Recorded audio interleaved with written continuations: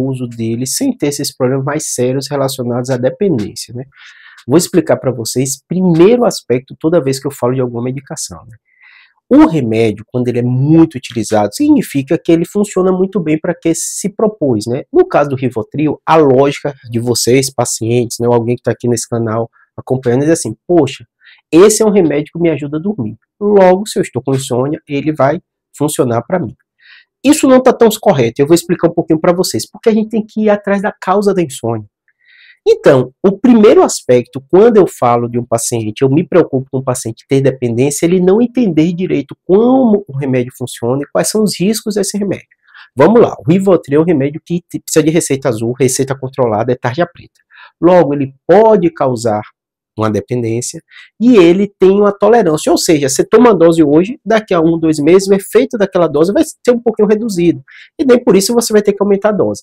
Então essas medicações que causam tolerância e causam dependência, a gente tem um cuidado muito grande, por isso que precisa de receita médica, de acompanhar de perto o paciente. Então o primeiro erro, e por isso que a gente fala tanto do vício, da dependência, e muito médico vê algum contexto de paciente tomando Rivotril com dependência, é justamente porque ele não faz acompanhamento médico. E ele não tem ideia da farmacocinética, farmacodinâmica da medicação, como ela funciona no corpo. E o paciente pensa o seguinte, eu estou com dificuldade para dormir, eu tomei meu Rivotril, eu consigo dormir, excelente. Depois de um tempo eu tomei aquela mesma dose, e não está funcionando, logo eu vou aumentar a dose.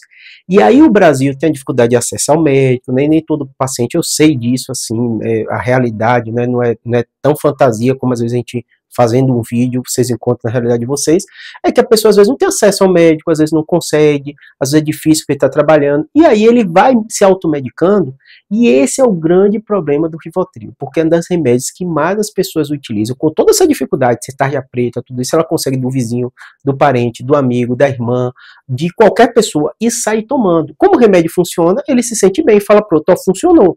Só que ele esquece essa questão da dependência e da tolerância e começa a se automedicar. E aí, normalmente, quando a pessoa começa a conseguir o remédio dessa forma equivocada, que a tia toma ou o parente toma, ele vai se automedicando, baseado no efeito, que é dormir, e aí começa a ver as consequências no longo prazo. O grande problema do Rivotril nesse contexto. É um dos remédios mais prescritos do mundo. Então a gente prescreve mesmo o médico, né? O paciente no contexto. E aí a cabeça da gente médica é diferente porque a gente sabe que a insônia, na maioria das vezes, dificuldade para dormir, apesar de ser uma doença, é uma consequência de outras doenças. Transtorno de ansiedade, depressão, falta do higiene do sono, às vezes está com sobrepeso, às vezes está com apneia do sono. E na cabeça da gente médica, a gente sabe que está usando aquele remédio enquanto conserta os outros problemas.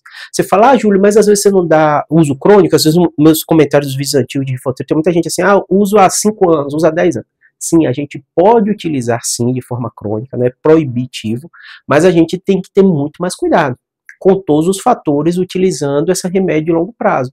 Ele tem um efeito tardio, então às vezes a pessoa pode ter, vai de paciente para paciente, uma certa lentificação no outro dia, então é um remédio que tem uma meia-vida maior, ele pode ter esse aspecto da dependência, então a gente usa situações específicas, quando a causa foi tratada, e o paciente mesmo assim está tendo insônia, a gente, enquanto está tratando as outras causas, a gente vai dando a medicação.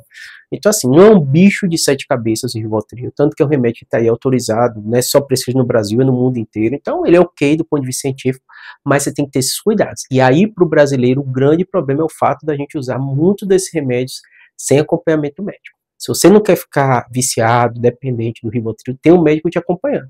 Eu canso de ter paciente que morre de medo de ter algum vício, dependência do Rivotril, e usa muito bem. Já, Júlio, como é que usa? Às vezes situação pontual, às vezes eu deixo uma receita com ele, ó, quando em situação tal e tal específica você vai utilizar, se não, não utilize. Ele começa a entender como o remédio funciona, as preocupações, e vai utilizando de forma bem adequada. Agora, canso também de chegar pacientes que já estão utilizando de forma toda equivocada, nenhum médico passou, depois eles falam, o médico me passou lá atrás, depois eu fui em outro, pedi para repetir a receita, depois não voltei nesse. A própria paciente vai buscando médico a médico só para ter a receita e não tem ninguém acompanhando. Esses sim são problemáticos, tá bom? Espero que tenha